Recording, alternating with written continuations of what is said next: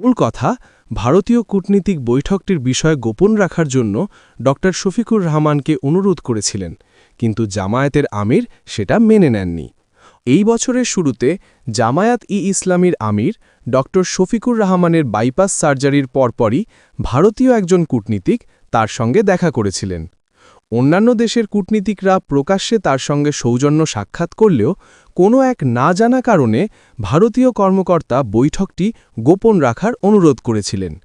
জবাবে ড রহমান পাল্টা জিজ্ঞাসা করেছিলেন, সমস্যাটা কোথায়?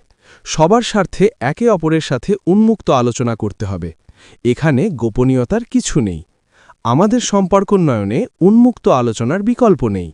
মূল কথা, ভারতীয় কূটনীতিক বৈঠকটির বিষয় গোপন রাখার জন্য ড শফিকুর রহমানকে অনুরোধ করেছিলেন, কিন্তু জামায়াতের আমির সেটা মেনে নেননি।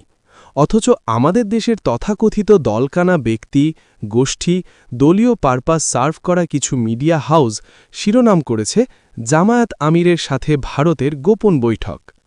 এই হইল আমাদের দেশের মিডিয়ার অবস্থা। এমন অনেক মিডিয়া হাউস আগে এভাবে আওয়ামী লীগ এবং শেখ হাসিনাকে সার্ভ করত, এখন আবার উদ্দেশ্যপ্রণোদিতভাবে নতুন ঠিকানা খোঁজা শুরু করেছে।